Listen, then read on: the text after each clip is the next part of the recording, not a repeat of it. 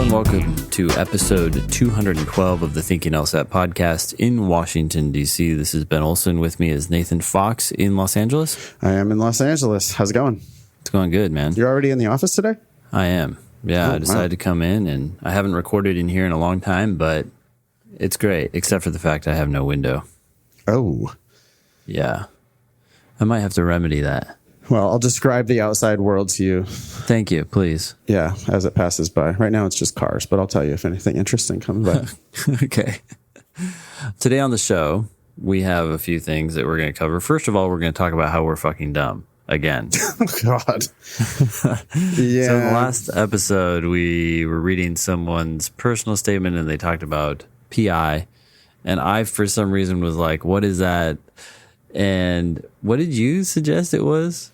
I can't even remember. Yeah, I was like private investigation. Yeah. Personal injury. Personal injury. Yeah, that's what we speculated. You thought it might have been intellectual property and they just got the letters backward. Yeah, I was really like thinking that the other person was dumb and they were probably rolling their eyes. And PI, of course, means... Yeah, well, Mary proceeded to then write an entire personal statement all about public interest law. Mm-hmm. And we didn't even put the pieces of the puzzle together until after the show. All of a sudden, I was like, oh, God, you are so dumb.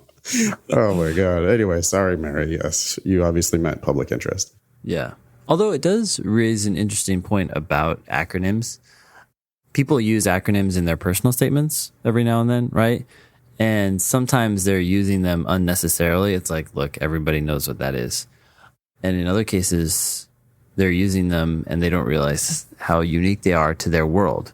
Maybe unique's not the best word, but they use them a lot in their world. And so they think that everybody knows them, but no, they don't. And that's where we come in and say, write that out. But yeah. In any case, we're also going to talk about the September LSAT Pandemonium. Oh, boy. There was some serious pandemonium, especially at American University, which is disappointing since that's a school that's historically performed very well at executing the LSAT. Okay. We have November test centers filling up again, apparently. We have a question about intermediate conclusions versus conclusions or main conclusions. We have some GPA addendum advice. Okay, or a question about that, I guess. And then David's good personal statement. Good is in italics. Okay, cool. So maybe we'll be able to provide an example of how you should write rather than how you shouldn't. I really like it. And I don't think it's like the most super amazing. It's not just like, oh, my achievements are so incredible. I just think it was a well presented, I thought it was a well crafted personal statement. So awesome. I'm happy to offer an example of one that just was good. Okay. And I imagine we'll still provide some constructive. Yeah, of course. feedback. Nothing's ever perfect. Nothing's ever finished, but yeah, it's a lot better than many of the ones that people have claimed to be finished that, are basically need to start over. I think David is definitely on the right track. So that'll be hopefully useful for the listeners. Okay. Yeah. If you're listening to this, the day that it comes out, you have 2 weeks until we will be meeting in New York City for our weekend live class. That's on Saturday, October 12th and Sunday, October 13th. We have found a venue as well. That'll be at the Kimpton Inc. 48 Hotel, very close to Times Square. It's at 653 11th Avenue for those of you who know New York City. But in any case... Yeah, it's on the west side. So New York people don't complain about having to go to Times Square. It's like but on the other side of Hell's Kitchen. You're going to be okay. It's fine. Last year we had half of the class was from out of town and they were like, oh, cool. Wow, New York City. This is awesome. And then half the class was from New York. And then they were all 100% of them bitching about coming to Times Square. So we get it. You're New Yorkers. You don't like Times Square. You don't like tourists. So this will be a little bit away from the tourists. So you don't have to complain. Okay, cool. Yeah, there you go. So the class is $395. It's the weekend. It goes from 10 a.m. to 5 p.m. both days. And we'll be meeting up the night before Friday night for anyone who wants to join us for drinks. If you are a premium Demon subscriber, you will get a $300 scholarship to this wonderful class, reducing the price to $95. And if you're a regular Demon subscriber, you'll get a $200 scholarship. bringing it to 195. Anyways, you can sign up for that class at thinkinglsat.com/classes, or if you just go to thinkinglsat.com, you'll be good. You can find it there. Also, that weekend, just so you know, on Friday, the day before the class, there is a law school forum at the Grand Hyatt in New York. That's going to go from 1 p.m. to 6 p.m. So really, you can knock out two birds with one stone. If you come up to New York that weekend, go to the forum, and then go to our class. It should be a lot of fun. Anything you want to add to that? Yeah, go to the forum and grab a handful of fee waivers, and it'll pay for the class. There you go. Yeah. Perfect. Cool. You can always email the show at help@thinkinglsat.com. Send us your selfies if you're so inclined. You can listen to us on Spotify, Apple Podcasts, YouTube, Stitcher, and our very own website, thinkinglsat.com. Leave us a review on iTunes if you're so inclined. And we love to hear back from people and what they think about the show. You can also just send us a voice message if you don't want to write the show. Just pull out your phone, record a message, and email it to help@thinkinglsat.com. Do we have any updates other than that? I don't think so. I'm almost caught up on Ask Button requests. I've got a handful of them to work on today. So thanks to all of the listeners and students who keep asking questions. If you're not hitting the Ask button, I still just don't really believe that you're studying. You need to ask your teachers some questions. Tell us what you don't understand so we can help you. It is getting more and more fleshed out every day. There are, hundreds/thousands now of written explanations in the Daemon, but I'm going to still be working on those for probably another year until I get all of them. But I will get all of them. Awesome. That's exciting. I should say that as you're plugging away at that, we are working on Daemon version. I don't know if we should call it 2.0 or 1.5.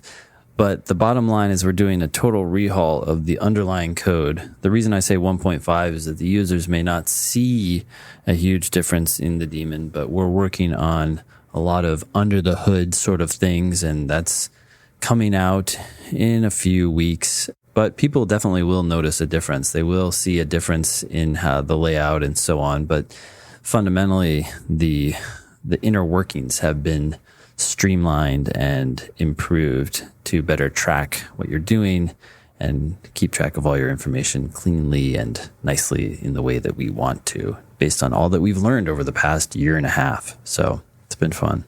Yeah. Thanks for all your hard work on that, buddy. Yeah, of course. All right. So September LSAT Pandemonium. Do you want to take this first one? Sure. It says, Please review the online blow up of September LSAT. Someone online said taking the September LSAT was like walking through Compton wearing red. Oh, okay. That's a little bit dramatic. All right. The games were awful, it says. It included this flower game with a setup that made no sense, rendering the entire game impossible for me and many others. I have thoughts. Yeah, I imagine there was the need to slow down, think a little bit more, and maybe it would be unlocked and thus very easy. Yeah, we'll see. I would like to guarantee to you that it made perfect fucking sense. It made perfect sense. I guarantee it made perfect sense. I will eat my hat or whatever. I don't know. It made perfect sense. Like, is this the first one, Ben, in the history of the LSAT where the game didn't make sense? It would be redacted if it didn't make sense. Yeah, you won't have to worry about it if it didn't make sense, because they're going to remove it from scoring if it didn't make sense. But that's not going to happen, because I guarantee they tested this game a million times and it made perfect sense. You freaked out. You lost your mind. And you're not the only one. I mean, it's just that we've been doing this for a decade now, and I've heard too many times people crying wolf about games that didn't make sense. A little tangent here about questions that are removed from scoring, just so people know what happens. When the LSAT gives you an experimental section, what they're doing is they're pre-testing future questions. They want to see if they're legit. They're testing them for consistency on all sorts of things. Yeah. So it's very rare for a question to get onto the official LSAT that has flaws, because it's already been tested through the experimental sections. But sometimes it does happen, and those individual questions get removed. Now, again, it doesn't happen very often. And when it does happen, it's almost always in logical reasoning or reading comp. Now, I have seen it in games, which makes me puzzled. It's like, what was inaccurate about or misleading about that would this be question? one question on a game, never a whole game for sure. Not a whole game for sure. And when it did happen, I think it's only happened once for the games. There's only been one question, and someone must have really hit themselves on the head after that, right? They're like, oh, fuck, how did I mess this up? Because unlike logical reasoning or reading comp, where you can have degrees of correctness, rare, but it still can happen, in games you don't have degrees, right? It's either right or wrong. There's no way around it. So somehow someone messed that up. I'm not saying it's easy, by the way. Like, I don't want everybody to hate me more than they already do and tell me, like, I'm not saying that the game was easy. I have heard from many of my best students who took September and were like, hey, there were not a lot of cupcakes on that section. Like, those games were tough. I will buy that they were tough. I will buy that they were different, but I will not buy it didn't make any sense. You didn't make any sense of it. That does not mean that it didn't make sense. You have to read. This is actually a really important lesson about the games. You have to read it in such a way that it does make sense. You have to make sense of it. It makes sense. So yeah, you were reading it in some way in which it didn't make sense. That means you were reading it incorrectly. You weren't reading it the way they intended for it to be read. So you have to read it again and reread it. And, just like you have to figure that shit out. There is a solution. Yeah. I promise it makes perfect sense. And so, I mean, I can't wait. Wait, is this a disclosed test? September. Yeah, it is. Mm-hmm. Yes. Sweet. Good. Yeah. Okay, so can't wait to get my hands on this. Boy, I would really love if this was released before our class, but probably not. I don't think it's going to be released. Well, the scores come out the day after our class on October 14th. Okay. Yeah, so unless they release the scores early, we're not going to get it in time for our New York class. But we will have our hands on it right away. We'll make videos. They'll all be in the Demon. Like, we'll have, we'll learn as much as we can from this. But if I really did, Ben, I'm sure you've heard the same. Just people who routinely go -2 or -3 on the games, and they think they scored -12 on this section, the September 2019 test. Yeah. Well, yep. I think you just weren't good enough at the games to begin with. -2 or -3 is good, but many of your competitors are going to score perfectly on their practice sections before they sit for the official test. So it sounds like you just didn't maybe do all of the prep that you needed to do. Oh, sorry. I guess I should continue reading this. It says, the reading comp was extremely dull and hard to focus on after the logic games fiasco. Based on practice tests, I'd assume I scored at the lower end of my range, somewhere in the 150s, sad face. Is there any possibility that the scaling will accurately reflect the difficulty of that test, or am I and most everybody else just screwed? Could a 170 be more than -12 ever? Triple question mark. Love the podcast. Thanks for everything. Sincerely, a victim of LSAT. What's the most mistakes you've ever seen for a 170? I think the highest I've seen is -15. I think you can get up there. I know for sure that you can get -14 and still get a 170 on some tests. And you can get as few as -8. Maybe 7, but I know 8. So I know there's a range of at least -8 to -14. So saying, could a 170 be more than a -12 ever? Yes, it's happened a number of times. And I wouldn't be surprised, given the number of people who found these challenging, that the curve is a little bit more generous. But that's just the LSAC's effort to make these scores as standard as possible. I would predict that they're going to have to make the test harder. The test has gotten slightly harder over time because people get better at it, right? I don't know. The games have gotten easier over time. The last few tests, dude, in the 80s, come on. Yeah. The hardest games were I would say in the 20s and 30s. Yep. I agree. I think the games have been very easy since prep test 44 or so. Mm-hmm. There's been a few here and there that are actually tough, but like on the whole, the sections have gotten easier and easier, I think.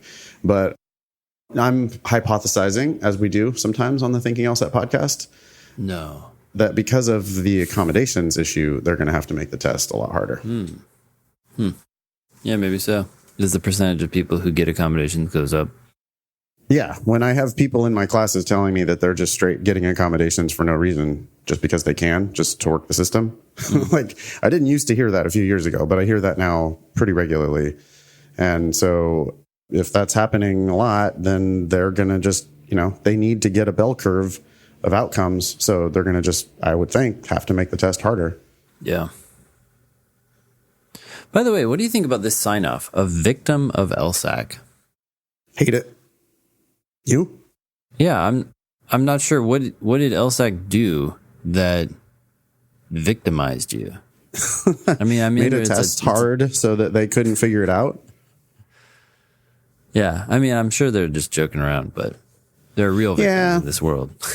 Yeah, they're right. Like, you're very fortunate to even be sitting there taking the LSAT. So yeah, the whole Compton wearing red thing, and it was impossible for me and many others. Like, yeah, okay, you failed. Like, sorry, but you didn't prep hard enough, or you just had a bad day, which you need to accept that you had a bad day. I don't think LSAC. Well, we can talk about lots of other snafus from the September 2019 test, but the snafus are not related to the difficulty of the test. No. I mean, here's the thing. I realize you're probably joking, but to the extent that joke is reflected in your actual belief of the situation, you're going to deny yourself the opportunity to learn here. You're going to block that, right? You're not going to say, okay, what could I have done? How can I figure this out? What about this game does make sense? And even sometimes people will figure out a game and then they say to me like, yeah, it makes sense now, but I could never if I got this again, I would never figure it out again. And it's like, why do you say that? That's not true. Yeah. It's like counterproductive. Well, it is true if you keep saying it. It's true if you keep saying that, but it's like you have thousands of thoughts that go through your head and you've chosen to accept that one. Like, you need to choose better, more accurate thoughts that reflect reality, which is, this stuff is figure outable. Just trying to make up a word here. Anyways, you can figure it out. The games make perfect fucking sense. Like, you didn't read something. You and everyone else. Okay, well, it wasn't literally everyone else. I guarantee some people scored perfectly on that section. And you didn't. And that's, okay, I feel you. Like, that sucks. But yeah, this is the whole victim. I know you're joking partially, but that's real bad self-talk. And if you keep doing that, it's going to, I'm not even talking, like, I don't believe in the secret or whatever bullshit, woo-woo nonsense. But this does manifest in reality if you continue saying shit like that. The more you say that, the more you're going to believe it. Yeah. The more you say, I can't.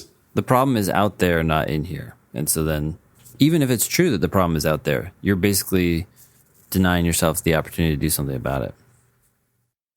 Yeah. I mean, if the 150s is in your range, right? This student is saying that they walked into the test with 150s in their range.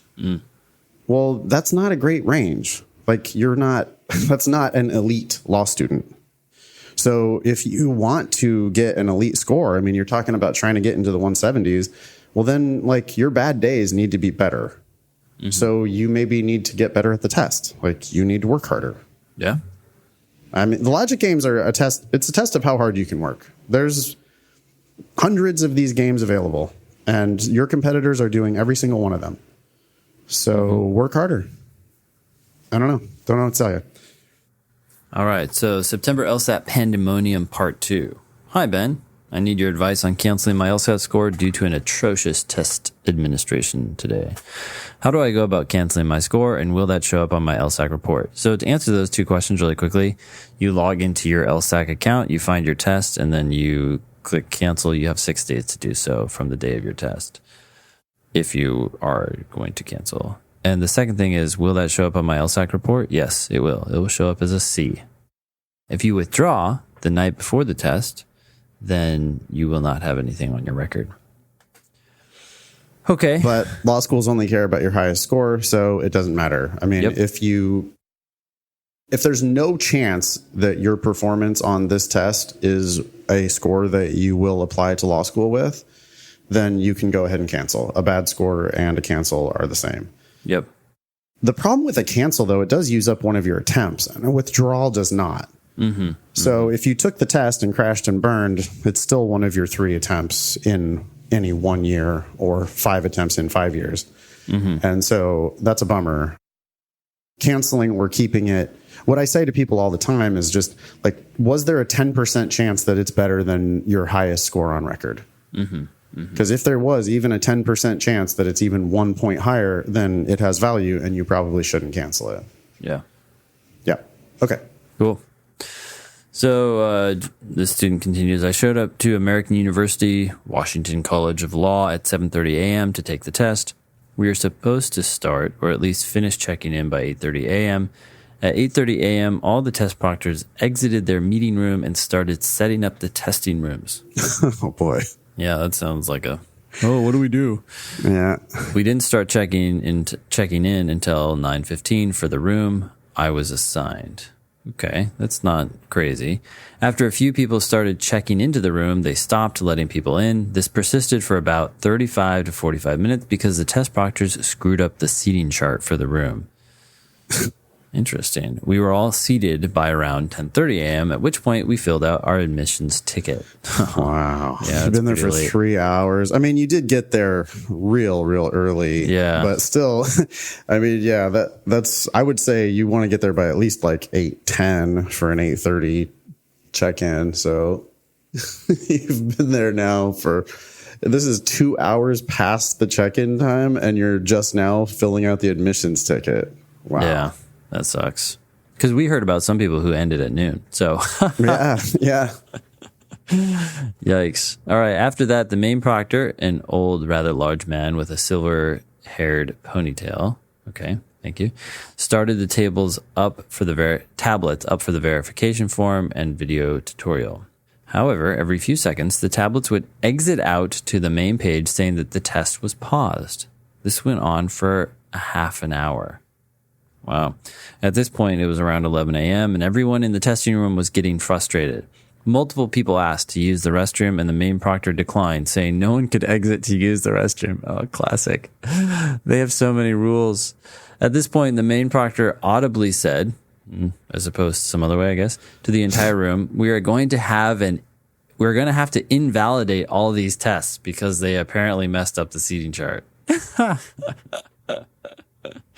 Man, this is a point. This is a point when you just need to like sit back and start laughing. Humor is like meant for this purpose, survival purposes. Yeah, I mean, I know how I would react to this whole situation. I would be looking around, just watching the people who were getting pissed off the most, and I would just be laughing. I would just be like, "Yeah, all right, you're having a bad. I'm not having a bad test day. I don't care." I'm in performance mode. I'm going to win today. And you all are fucking up right now because you're mad about shit that you can't control. I feel you, but like it doesn't do any good. So everybody getting pissed off is just hilarious. I love it. Wait, did I tell you about the girl in front of me when I took it who didn't want the tape on her face? Didn't want the tape on her face. Yeah, I know that's confusing, but you remember back in the day, you had to staple, or I don't know if you're allowed to staple or not, but you had to get your passport photos glued or taped to your ticket, yeah. Right? Mm-hmm. So I was standing in line to take the test, and like 5 students in front of me, there was this girl who had not attached her passport photo to her paper ticket, and the check-in lady was like, okay, well, no worries, we'll just tape your picture on. And the student says, I don't want tape put over my face on my picture. and the proctor's like, it doesn't matter. We're going to throw these away in a week anyways. They're just used for verification or something. And I guess the proctor started to put the tape over her picture because the student like flipped out, right? And she's like, I'm not going to have tape on my face. And she got out of line and started taking the tape off of her picture. It's still Jesus. Wow. That's the kind of thing that's just, it's just entertaining. My only hypothesis there would be that she was worried that was going to then get her score invalidated somehow. Like she knew better than the proctor. and that if she thought that it would like make her admission ticket incomplete or something. Oh, that's a good theory. I never thought about that. I just enjoyed the otherwise, the what is she? Yeah, wow. I totally took it as like someone who was obsessed with how they looked or something. Yeah, it could be. People got pissed off at my test too. I mean, I told you about the girl who broke down crying during the break because she had misbubbled one of her sections, like misbubbled the entire section. And so she started crying to the proctor, and the proctor very kindly let her rebubble her entire section. But then, and so that was like, oh, well, that's nice. Like, what? Sure, whatever. She fucked up. Like, what?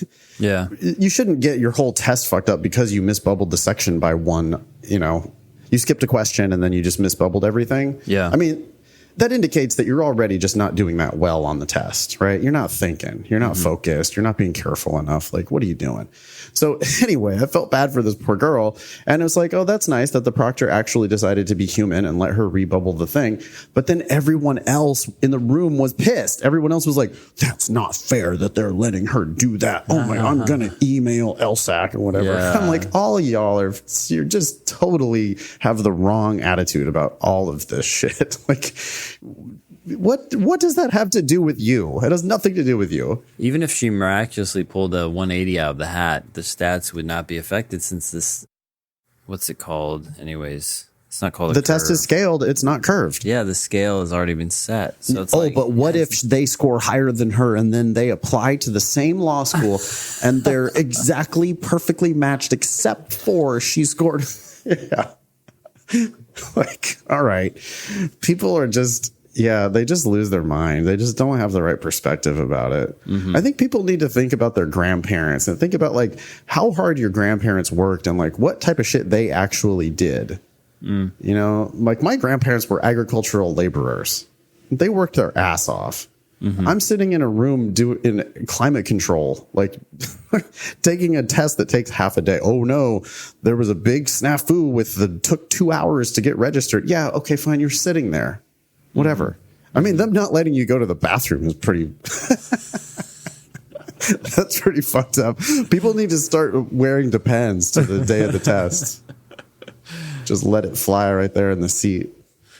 Yeah. Anyway. Yeah. All right. I'll stop yelling. No, it's good. So this continues. Okay. So we're going to have to invalidate all these tests because apparently they messed up the seating chart. After that, everyone was visibly upset. While the main proctor kept pausing everyone's tablets, one student was let out to use the restroom by one of the secondary proctors without the main proctor knowing. When the student returned, everyone was upset and demanded to use the restroom. Fairness. Ugh.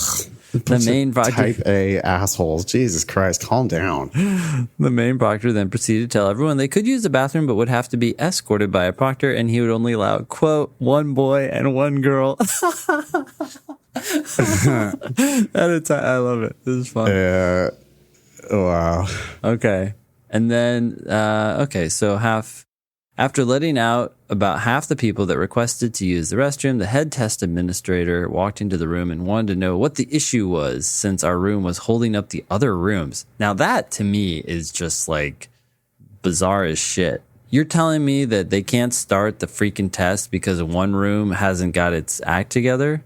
That's not how that shit should work. No. If there's a door and you're in a closed room, everyone in that room should start. I'm not even sure that is how it works. Because that's how it used to work. I know on the pencil and paper test at USF, that's definitely how it would work. What? Why?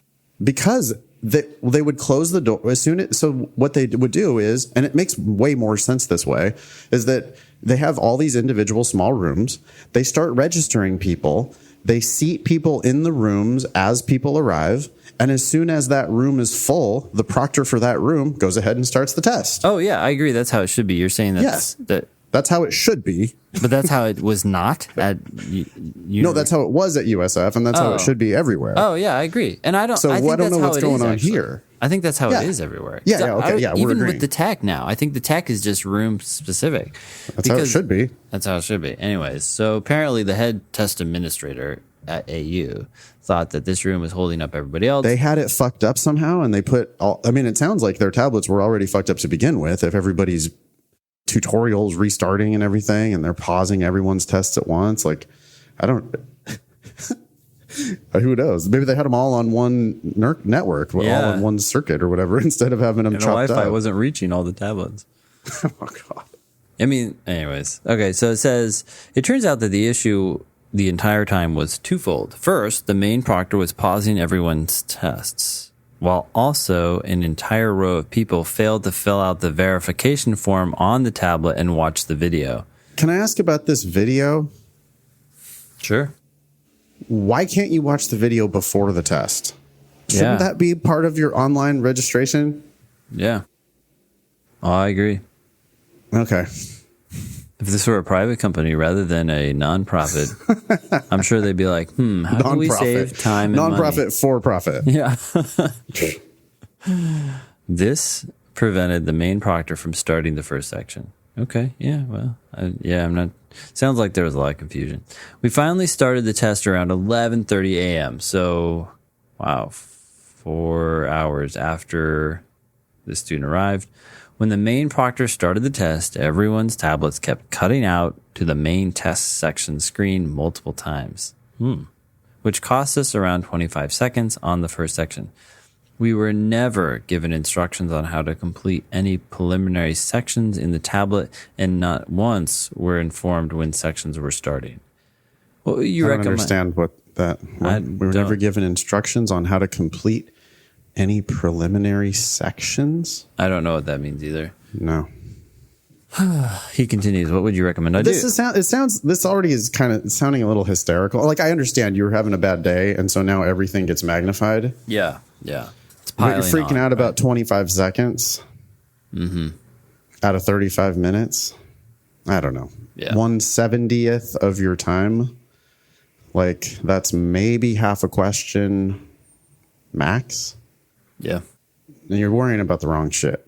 But anyway. No, but I'm glad we're sharing this story, because if you're sitting here listening to this story and anything remotely similar to this happens, you're going to be much more prepared to react calmly than if this is all new to you, right? If this is all new, we tell horror stories from the show all the time. I guarantee some shit like this is going to happen to you. Like, just plan on it. It's going to happen. Weird shit's going to happen. But you know what else is going to happen is you're basically going to have almost all of 35 minutes for each of the sections. Yeah. Like, you're going to have time. You should expect that it's going to be a full day. You should expect that the check-in procedure is going to take hilariously long. You should expect that the proctors are going to be really, really bad. They're part-time amateur people. These are not professional proctors. Yeah. Right? They work maximum of 9 days a year. So of course they don't know what they're doing. Of course it's going to be a shit show. You're still going to be in and out of there in less than a full day of work. Yep. So. Yeah. I mean, this actually reiterates the point that you should sign up for the test after the test you're planning to take. So if you plan to take it in September, then you sign up for October as well. And I hear some people sometimes, and I understand because it costs $200, but they're like, yeah, but I want to be done by this in September. It's like, yeah, I want you to be done as well. I want this to be a test that you do well on and that you're happy about and that you can then turn your focus to applying. But things can go wrong that are outside of your control. There are things that can go wrong inside of your control. In short, there are things that can go wrong. So just now, anyone who took September but did not sign up for October is forced to decide to apply with their September score or a previous score that they have on record, or wait until November.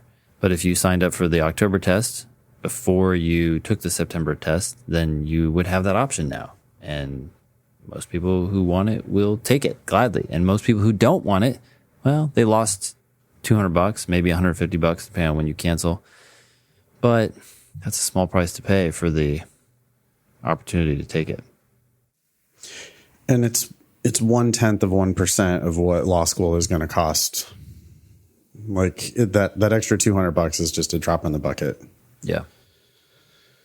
All right. Anyways, he continues, what would you recommend I do? Should I report what occurred to LSAC? I'm also rather upset since the next opportunity I'll have to take the test would be in October. Okay, well, thankfully he had signed up for October.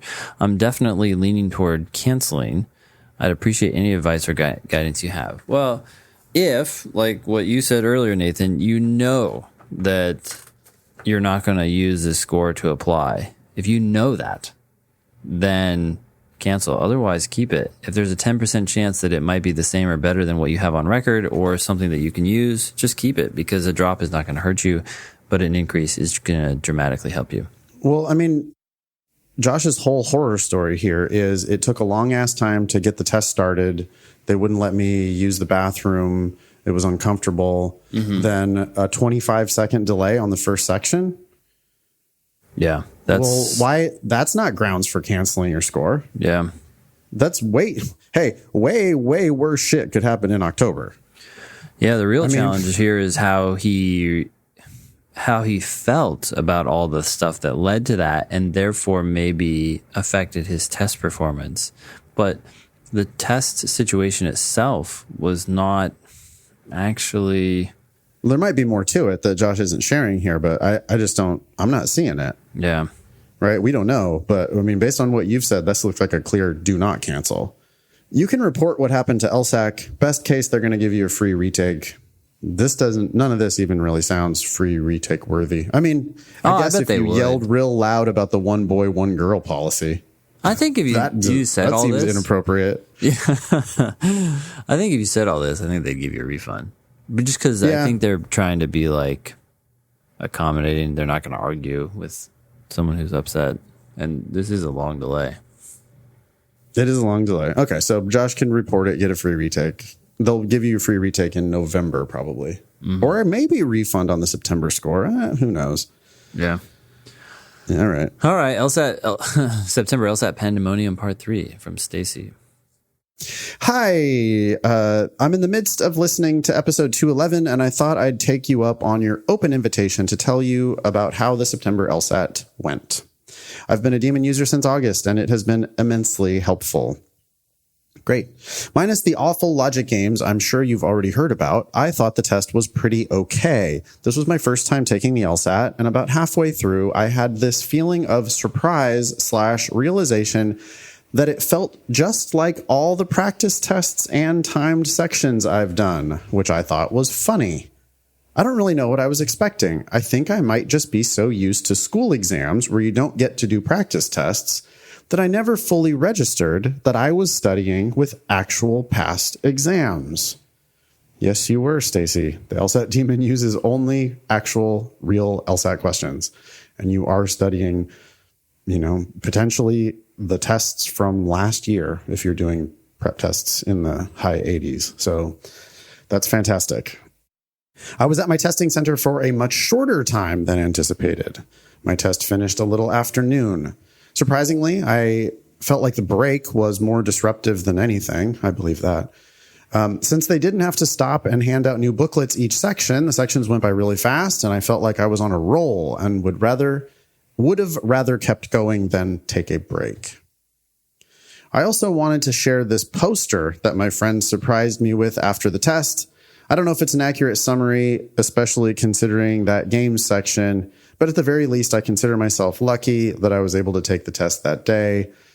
I'm scheduled to take the October test as well. Good, smart.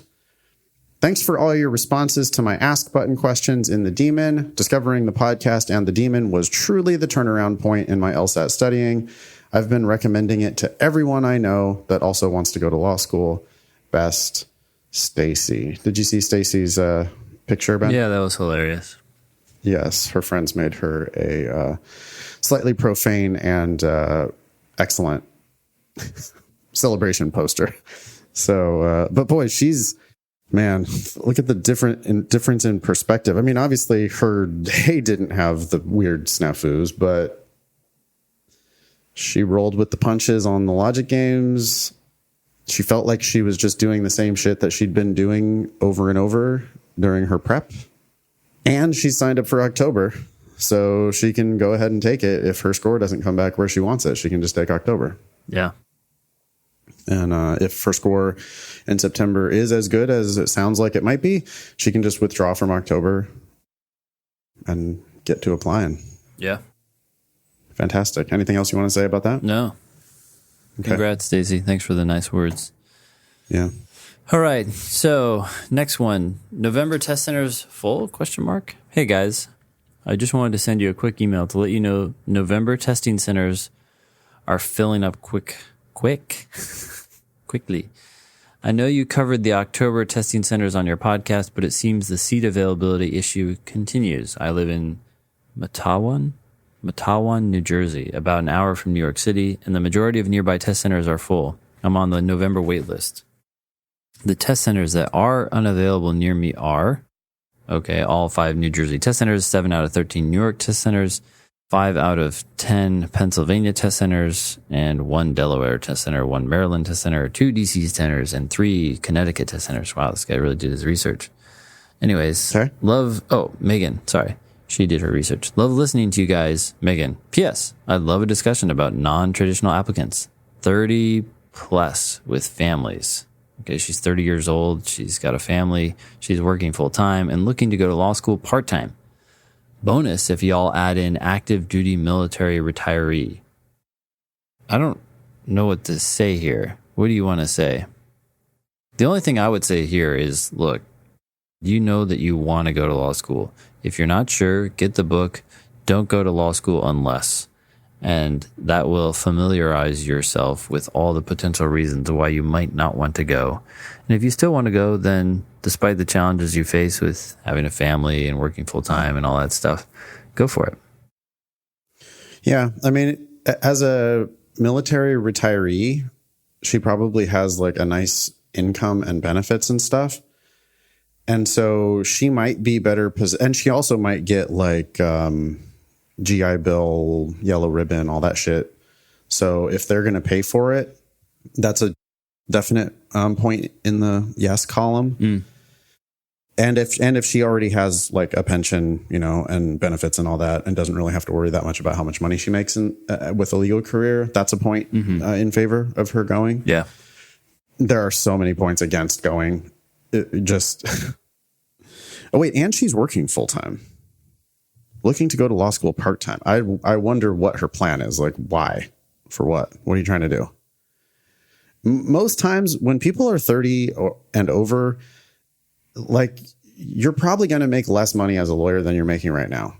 But I see that all the time. I don't never understand it when like successful executives or whatever want to go back to law school. I'm like, what?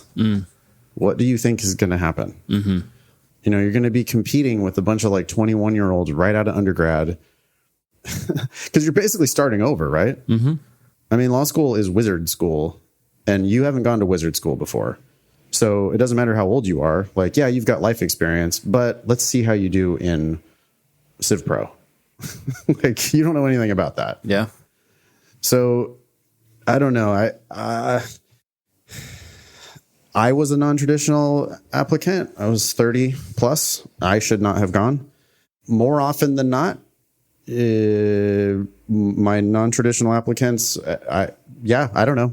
This is painting with a real broad brush, but when people come to me that are 30 and over, it's more likely that I think they shouldn't go. Mm-hmm. I get a lot of people that are where I'm just like, wait, your plan is what? You're doing what? Young folks are still trying to like figure out their life, right? I mean, they don't have any kind of a career. Yeah. And maybe law will be the thing for them. But older people who have already, done stuff, I don't know. It's like, why are you not still doing that stuff? Or I don't know. It's like a major start over. Yeah. I feel like it's going to be bad for your family.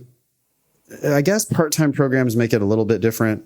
She's not talking about going to law school full-time. She's talking about going part-time. Yeah. I think that's a little like less stressful to go part-time because everybody else, can't study 80 hours a week because they have jobs. I hope the military is paying for it. That's my final thought. I would say if you have a plan, you know what you're going to do with your degree, then great. But if you're just going because of some loose notion that this is kind of something you want to pursue, I would Justice? think again. Speaking of the word justice, LSAC sent out an email yesterday and they used justice. Did you see that? Yeah, I did. They're protesting real hard about they know that they're getting a lot of bad buzz about the rollout of the digital LSAT. Yeah. They're just like, I mean, they even were telling us, they were advising us on how to communicate to our students on their behalf. You saw that, It's right? like a little propaganda machine. Like give them calm reassurance. Yeah, I saw that. About what? About your business? I'm not giving them calm reassurance about your business and your fuck ups.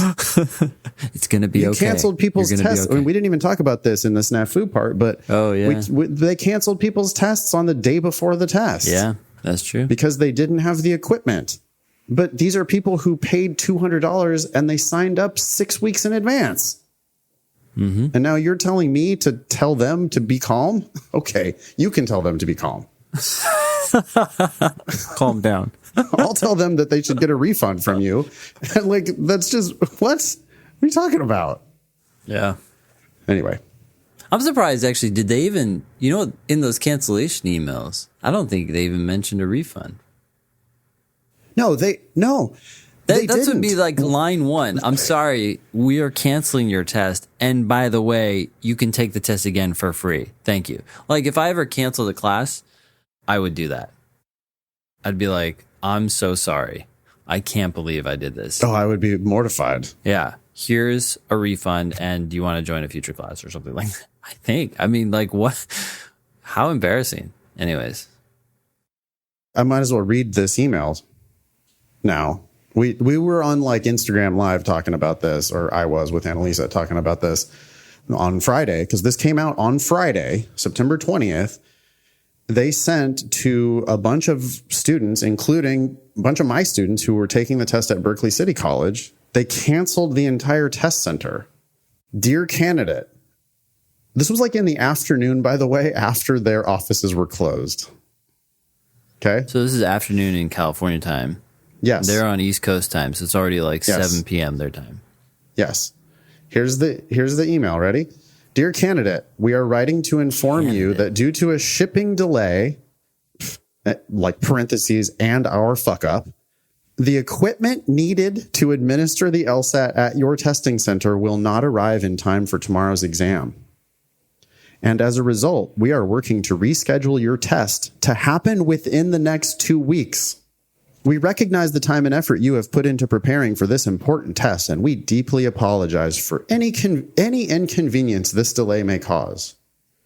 We will be in contact with you again by email to inform you of the new test date. In the meantime, here's our email, here's our phone number. Oh, by the way, our office is closed, so we're not going to respond. They said their hours then? Or they didn't say that? No, I'm adding. Yeah. I'm editorializing. Yeah. Giving them some help. But I got I got a couple different emails on Friday afternoon. So this was from students in Berkeley. I mean, by the way, Berkeley is a relatively urban place. Like, can they not ship the tablets from Connecticut to, or no, where are they? Pennsylvania? Yeah, they're in Newton, Pennsylvania. Right, Newton, Pennsylvania. They can't get the tablets from Newton, Pennsylvania to Berkeley, even though they've had this test on their calendar for a year and people have been signing up for it for months. The deadline to sign up was like 6 weeks ago or a month ago. I know, it's so long ago. They should have. Why is the deadline so far in advance if you're not going to have your shit together? Anyway, like just, they're not, it's this that we're always talking about, like how you have to take the blame, right? Yeah. They do not do that. Nope. They deeply apologize, but it's due to a shipping delay. And then they're telling her that they're going to reschedule her test to happen within the next 2 weeks. But guess what? She's going out of the country. She's not going to be here. She's been planning her whole life around this test. You know, we deeply apologize for any inconvenience. Okay. Then I got another email from Utah, this test center in Ogden, Utah, that apparently got also canceled. This candidate had driven up there because of, inability to find a testing center in her area. So she was sitting in the hotel that she had bought on the night before the test when she got this email that her test center for tomorrow had been canceled. Yeah, and the hotel didn't know, apparently, right? The hotel was administering the test, or is someone at It was actually the hotel that was administering the test, and they didn't know that it was canceled. Anyway, I don't know. I'm just reporting what I'm hearing from the people. People. It's well, yeah, my students, and I really do feel for these people. Like, this is an actual snafu. This is fucked. Like, this changes your whole schedule. Yeah. Wait, I got an update, Ben, that I don't think you've heard about. Oh, here's a twist from someone who signed up for that Berkeley student. Interesting twist for me, though. After the email, I received a call from an LSAC rep confirming that I knew about the delay. I told her about my travel plans, and she said I could try to go to an Oakland test center as a standby if they had available seats. So this morning I left super early and was able to talk to the proctors there, but it was still super stressful because they did not know about any standby process and tried to tell me I couldn't take it there, obviously contradicting the phone call. I had to argue with them, and they called like 5 different people for over 40 minutes before finally, like 5 minutes before the exam started, telling me that I could take it there. Wow. So I did take the test today, but I'm not super amped about my performance, courtesy of the stress from last night all the way to just before the test today. Hey.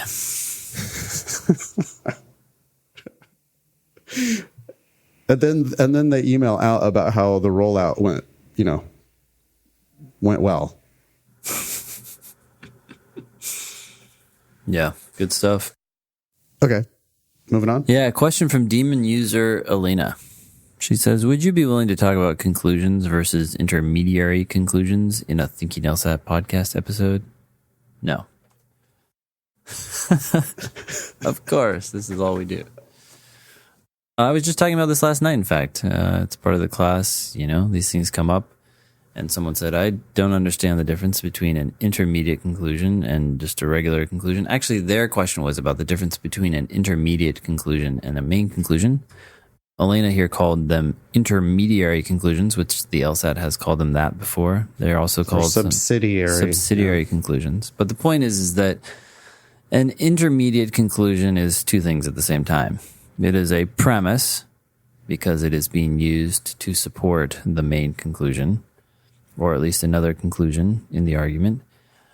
And it is a conclusion because it itself is being supported by another claim, which is a premise, in the argument. So if you have an intermediate conclusion in your argument, you have to have at least 3 parts. You have to have at least one premise, which is being used to support the intermediate conclusion. And then you have to have the intermediate conclusion, and then finally the main conclusion, which is supported by the intermediate conclusion. Now, you could have a lot more than that, but you have to have at least those 3 things if you're going to get an intermediate conclusion, because it's sort of sandwiched in between a premise and another conclusion. Well said. Okay. Should we give an example?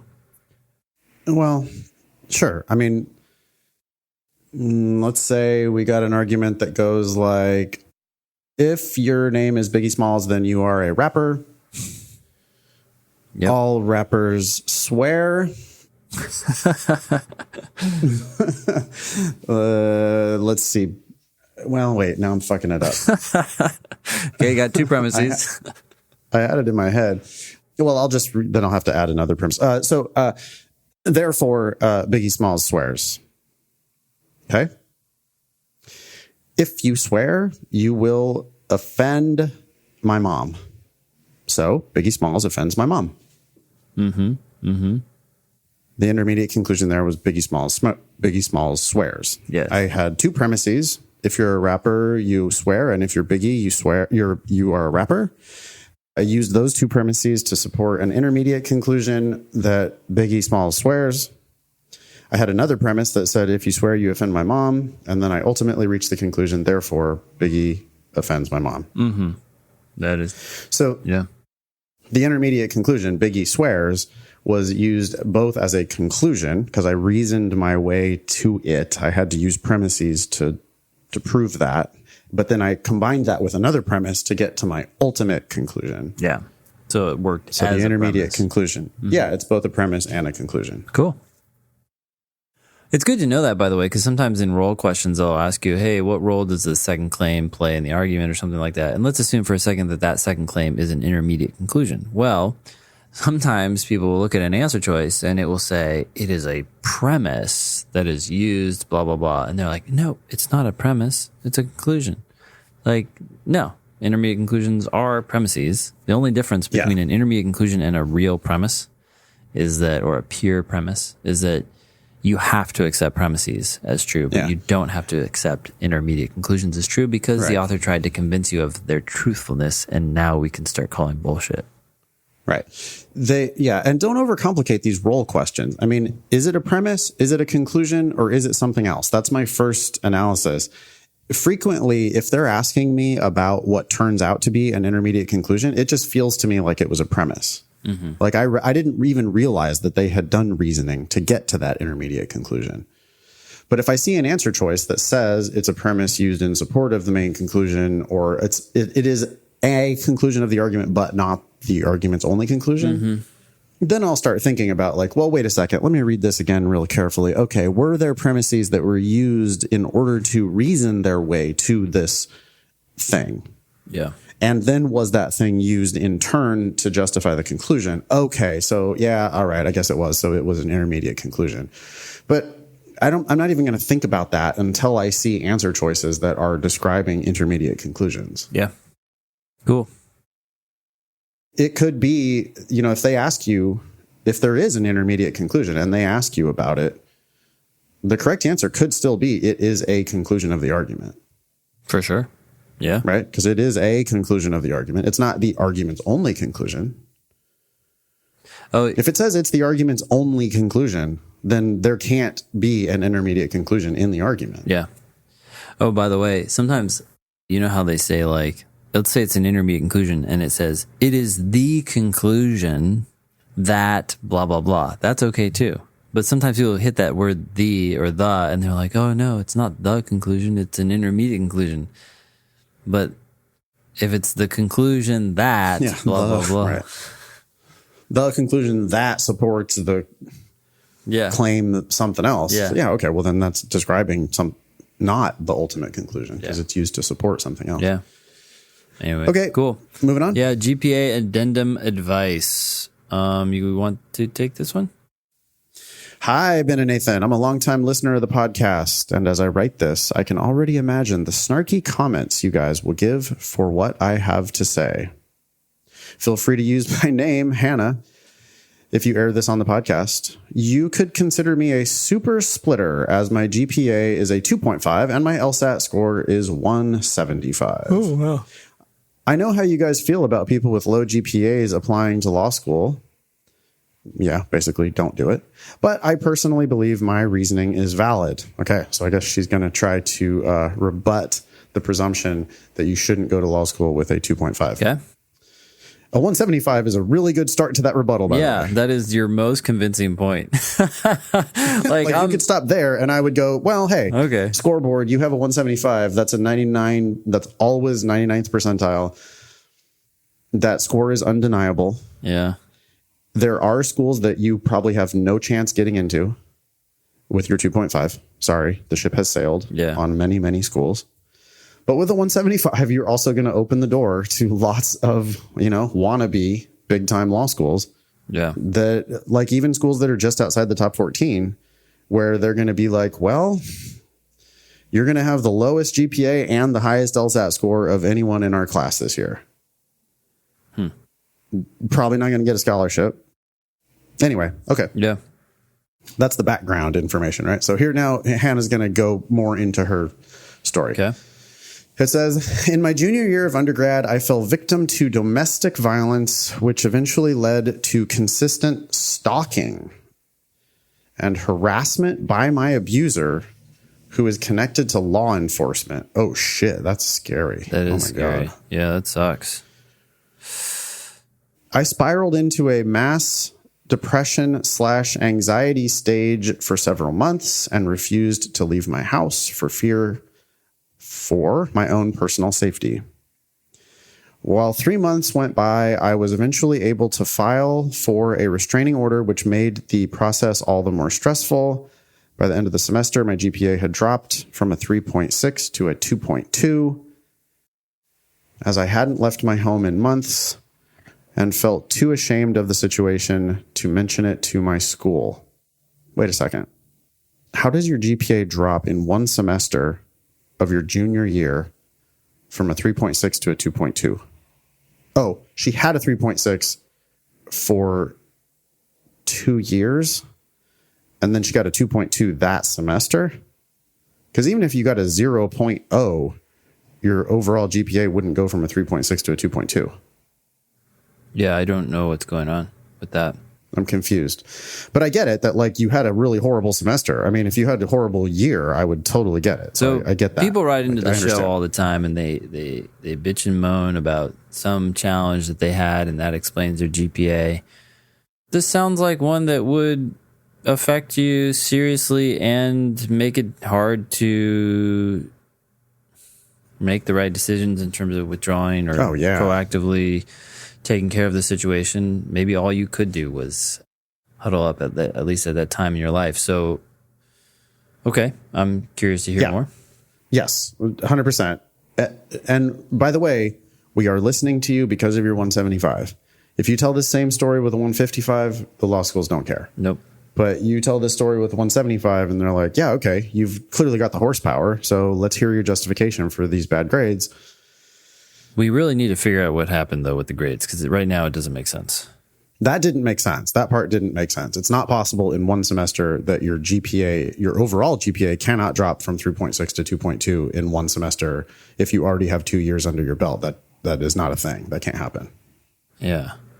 Okay. Right? I could do the math real quick. Let's do the math. 3.6 yeah, so 3.6 for 4 times semesters. 4 plus 0 divided by 5. Yep. 3.6 times 4 is 14.4. So 14.4 divided by 5. Divided by 5. Your 5 semesters. Is this 2. the first semester? 8.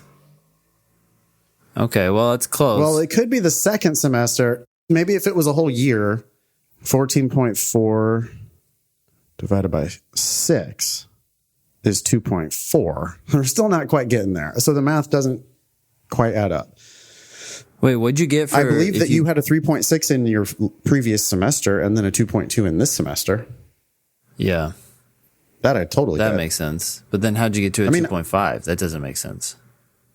Yeah. And anyway, I would get that you got a literally 0. Like, you could totally have failed all your classes for a year, but you got to just be explicit about what happened, you know, and just explain it. Yeah, I don't know if you'd fail them entirely. Maybe she did. Maybe she did. Okay. Anyways. If she literally didn't leave her house. Yeah.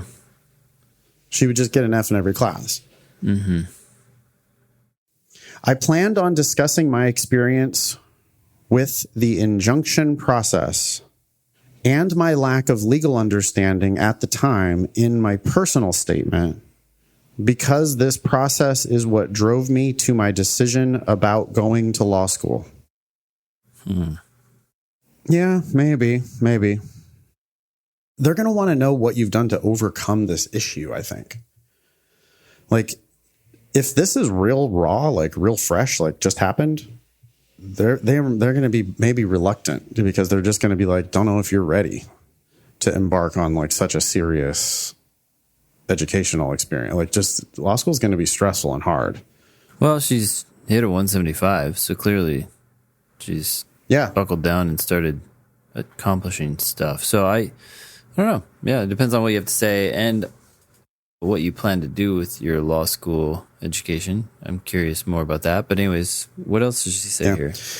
To make a long story somewhat shorter, I would still like to try my cards at top 20 law schools, but would not like to waste my time if a GPA addendum for my circumstances would not even be considered at them. Do I bother? Since the domestic violence incident mentioned above, I have been working at a domestic violence shelter and accompanying several of my clients to court for their own hearings. I have my mind set on law school and worry that many schools will not even consider me given my GPA. Is this a valid reason for an addendum? If so, what ways can I work or word the situation to work in my favor Thanks for all you guys do. Best, Hannah. Ben, I would much prefer a personal statement about the work she's done in domestic violence. I think a personal statement about the work she's done in domestic violence. I think you could even, I mean, it depends on how it's written, but sure you can mention the issue, incident that led to that work, right? But you don't need to talk about your GPA in that part. No, but if you write an addendum about the GPA, if you tell that story in your personal statement, you talk about the incident, you talk about keep it brief, but then you go into the work you've been doing and all the help or all the stuff, cool stuff you've been doing. Then when you write your addendum that says, "Oh, by the way, this semester that's where things kind of fell apart," they're not going to be like, "Huh?" You can say all this stuff you really want to say without saying it directly. And so they get it, but you don't sound like you're complaining or whining or anything like that.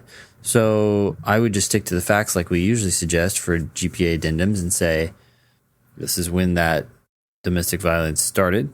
This is the semester, and these are the grades I had, and these are the grades I ended up with. And that's why I now have a 2.5 or whatever. And then just leave it at that. Yep.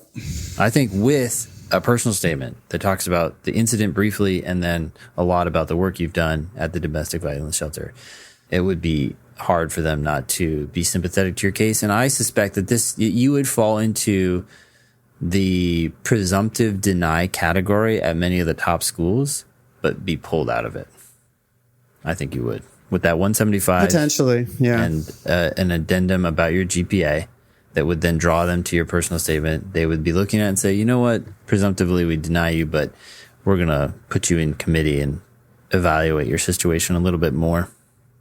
I wonder what your GPA was at the very end of school, like senior year. That would be helpful to know. Did it come back? Yeah, that would be persuasive and helpful.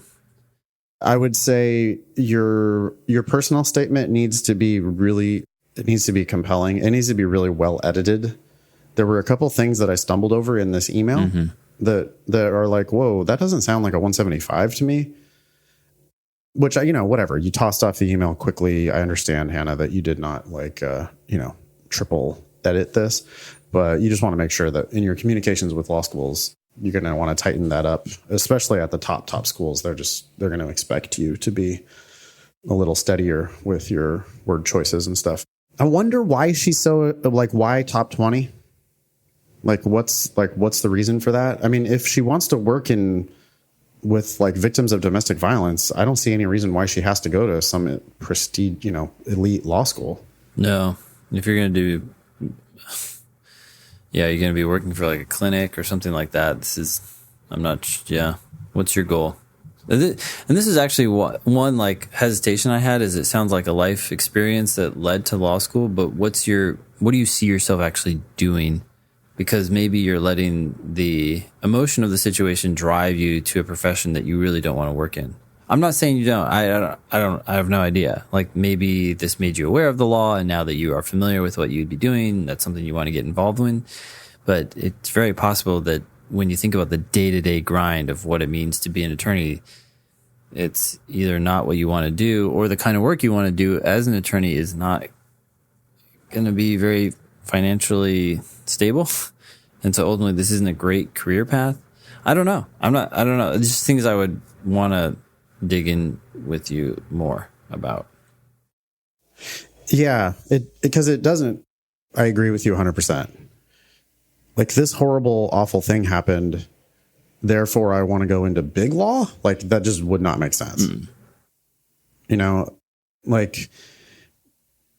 I mean, it kind of sounds to me, if you want to work with victims of domestic violence, I'm just not sure that law school is really the way to do that. Yeah. It depends on what you want to do. What is it that you actually want to do? And do you need a JD to do that? Right. Thanks for writing in, Hannah.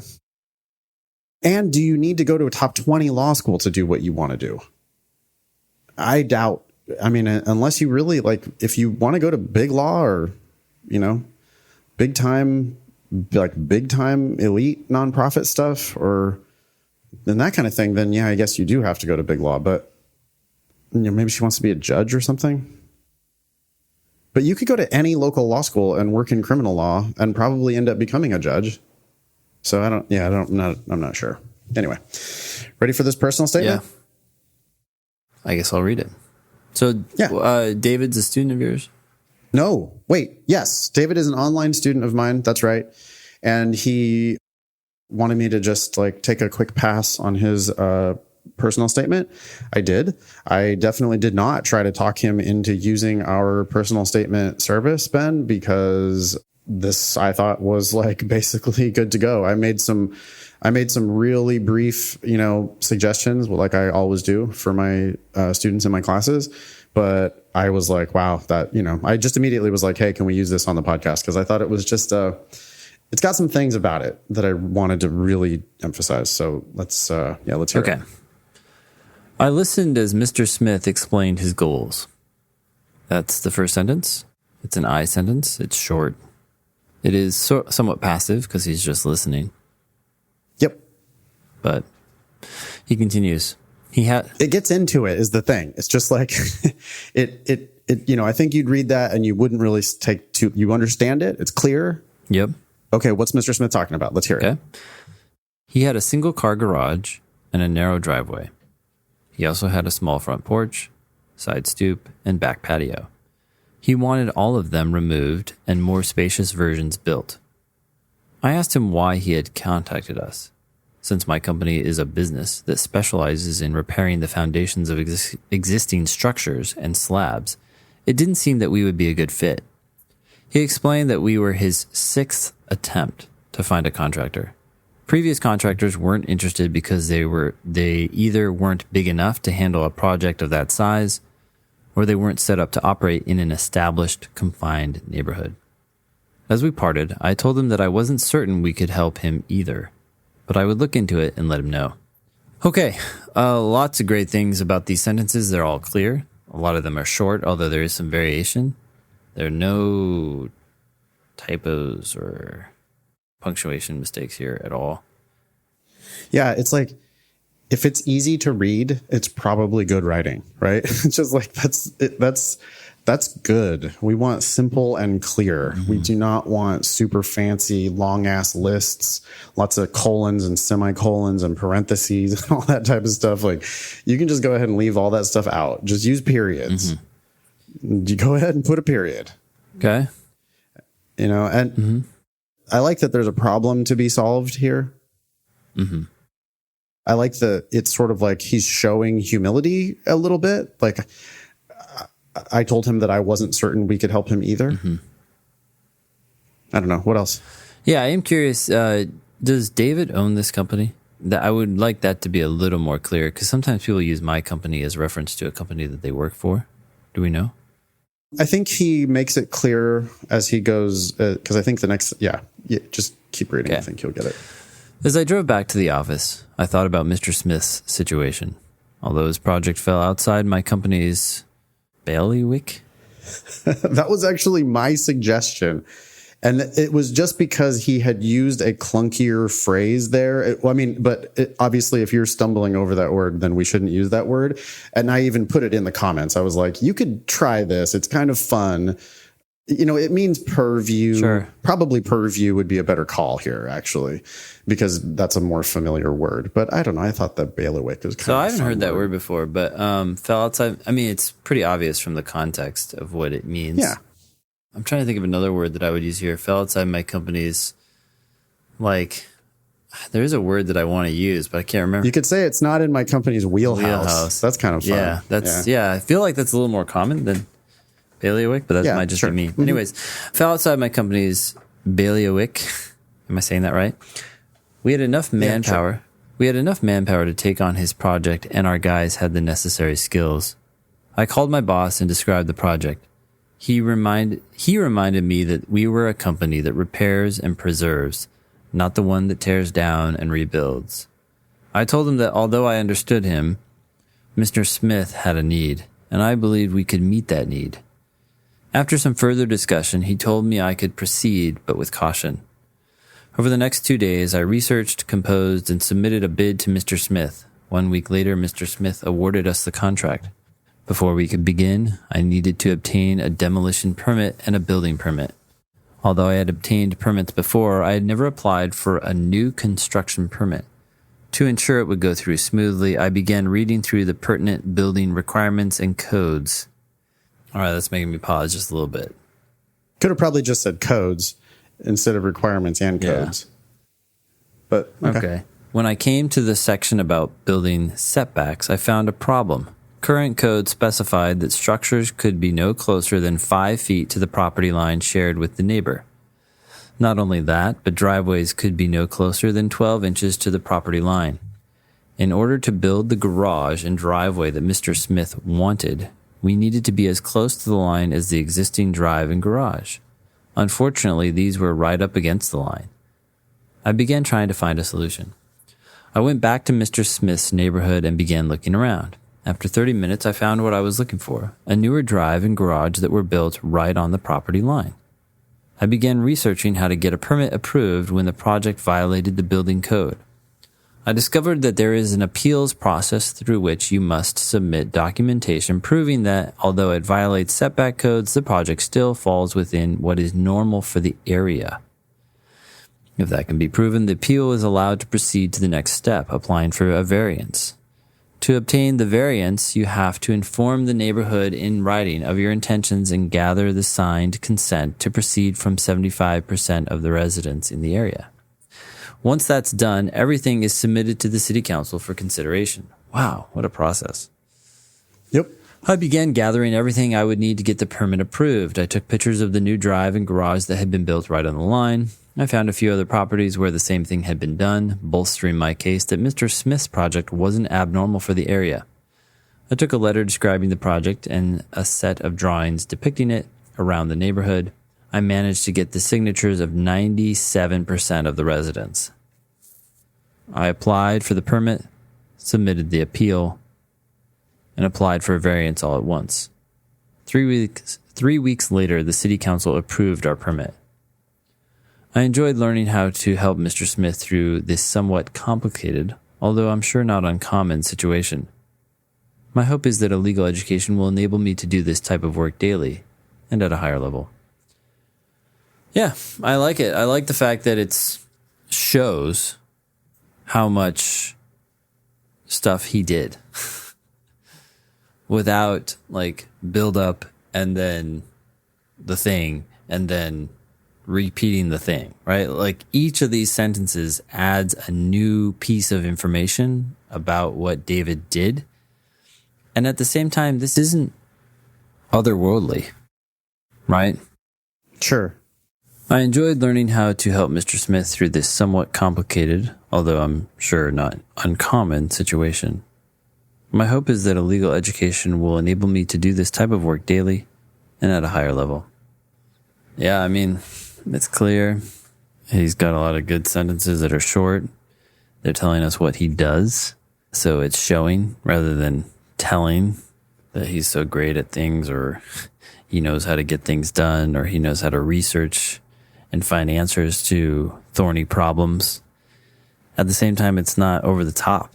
I mean, he did something that's pretty cool. I think most people would have given up, especially someone in his position. Yeah, sure. But at the same time, it's not ridiculous. So this is the kind of statement that anyone could write if they just thought about something in their life that they've gone a little bit above and beyond what is normally required.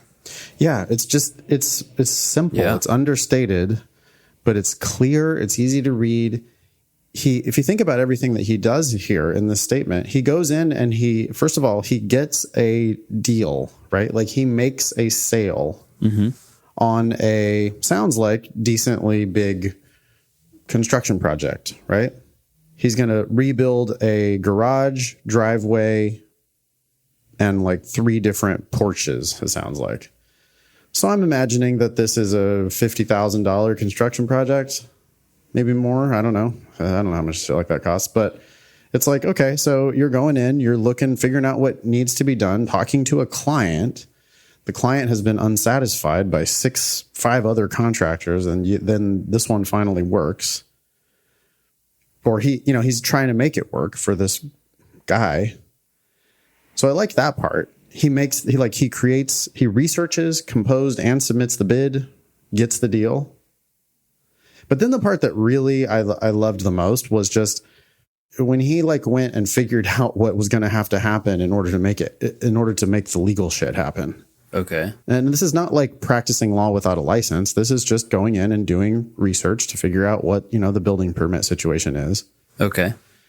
And the one fact that I loved the most, you want to guess what it is? Yeah.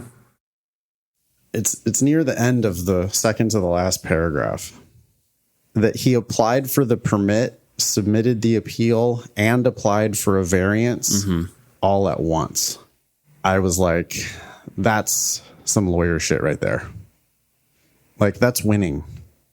That's what people do when they're just gonna win. Like, he went out, drove around the neighborhood, figured out that there were other houses where this type of shit had happened before.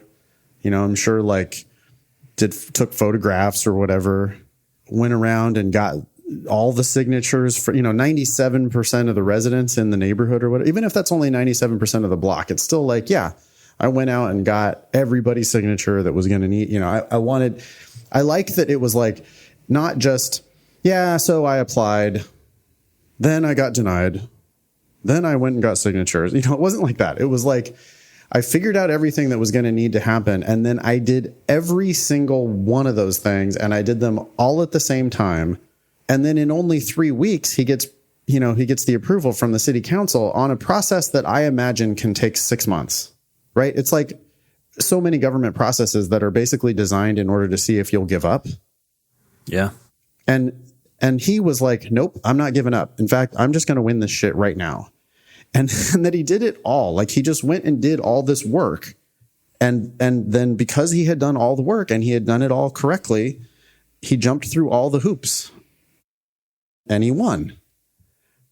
And that just seemed that like struck me as so lawyerly. Yeah. It just makes a very compelling case for, if he's going to say this will, my hope is that a legal education will enable me to do this type of work daily and at a higher level. That just, to me, it just totally clicks. I'm like, yeah. that's like what lawyers do. Mm-hmm. Yeah. Anyway, it's simple. It's not knock your socks off amazing, but I think it is a damn good personal statement. It is. That really shows what David does, Like, okay, he's got on his resume, I'm sure he's got, I worked at this construction company. Yeah. But then here he's showing that it's like actually got a reasonable, to me, this demonstrates that he knows what lawyers do and that he's sort of apt for that kind of work, interested in and apt for that kind of work. 100%. I could see someone writing this personal statement and overselling here and there throughout. Yeah. Like, it normally takes 6 months, but with my perseverance right. and forethought, the city council approved our permit in 3 weeks. And it's like, yeah, okay. Why ruin it? Why be the guy at the party who's like, yeah, I'm the CEO of my company. Like, oh, yeah, wow. Right. Wow, that's cool, man. How many people work there? Well, I do, and just me. my son on the weekends. It's like, oh, okay. Versus someone else who's like, I keep thinking of this story. I read Elon Musk's biography a couple times, and one time when he met his second wife, she asked him what he does, and he said he's an engineer. And he started showing her the pictures of the rockets that he was working on. And she thought for, I don't know, the first little while that they were dating that he was an engineer who literally worked on the rockets. And then she found out that he was the owner of multi-billionaire CEO, founder of PayPal. And he says he's an engineer. I'm working on these rockets. An engineer. It's true. Yeah. Everybody's like, they want to say so much more. They want to say, oh, I'm, and then that you shoot for 12 feet and you only have 10 feet, and everybody's focusing on the fact that you're short. If you just keep it simple, and everybody goes, whoa, this guy's 10 feet tall. It's a random analogy, but it also doesn't have any complaining in it at all. Like, he could have bitched about these ridiculous building codes. It's not fair that, even though there's other houses in the neighborhood that have this same, it's like, that's not the tone at all, right? Yeah. It's just like, it's very reality based. It's like, I would have, he's not complaining about the fact that he has to get a demolition permit and a building permit. Or he's that not his boss complaining about resisted or something. No, he's just very plainly saying what happened. He's not, when he's the whole thing about the setbacks, he found a problem, but he's not complaining about the problem. He's just saying, well, here's the obstacle. And then just real quickly, gets right to the solution, tries to find a solution. This is like exactly what I'm looking for on your personal statement. I want a problem and a solution. Here, let me give you one more. I could see another one. Sure. Someone could come in and say, I proposed this, and then I told my boss, and my boss said, let's think about it or something. And then it's like, the next day I was promoted to lead, lead construction manager of this project. Right. And it's like, cool. Why don't you just tell us what you did? We'll figure out that you're doing a lot of shit and you're getting it done. Anyways. Yeah, I really like it. And it's just like, and I understand that this is not the only project you ever worked on. I think a lot of people might think that this is too small of scope. No. But I get it. Like, you've been working there for 10 years, whatever. This is just one of the things you did. Yeah. It's like, it lets me imagine all the other stuff that you probably do. All the other things like this that you've kicked ass on. It's not like it's because I could see people like trying to, of course, I also manage construction teams of over 7 people on, i.e. 8. Yeah, right. And instead, this is, I don't know, it's very, very humble and soft, it's understated, short sentences, easy to read.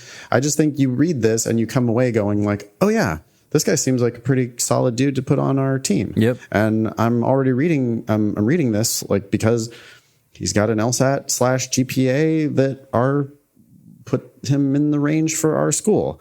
And he seems like a good writer. Like, just because of the fact that I can read it easily, he's a good writer. Yep. Right? That's what naturally humans do. This made, like, I was able to read this, so he's a good writer. Like, with no fancy words. I mean, that's actually a really good argument for just getting rid of bailiwick, right? Like, instead put whatever. I was replacing like 4 words there, just trying to. Like, I agree. It should be short. Tighter. Yeah. But if it's a word that's going to make people stumble, then yeah, probably don't. Like, you don't want to insult the reader. You don't want to like have it so that they, feel if they have to go like, wait, what? I don't understand what you're saying. Oh, that's not good. Yeah. Anyway.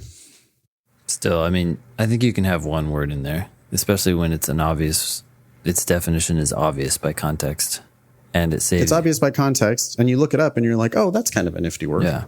But I agree. You don't want to draw attention to yourself or the words. You want to draw attention to the message that you're trying to convey. At the same time, when we're reviewing these statements, people are doing that in every other sentence. And you're like, stop. Right. Just tell me what you did and what happened. In retrospect, I wish I would have suggested wheelhouse. Because wheelhouse is a little more casual and everybody gets it, right? I think that would have been, and it means the exact same thing. So, all right, so fine. So if it's the exact same thing, it's still one word. I mean, it's even a syllable shorter. Like, okay, so that's better. But overall, I just thought this was an excellent, clear, simple personal statement. You don't have to have done super spectacular things. This is not super spectacular. This just makes him look like a doer. It makes him look like a serious solver of problems. In that sense, it is, right? In that sense, it is spectacular. What? Like, just getting shit done. Versus, well, it's different. It contrast it to Mary's personal statement that we were reading on the last show.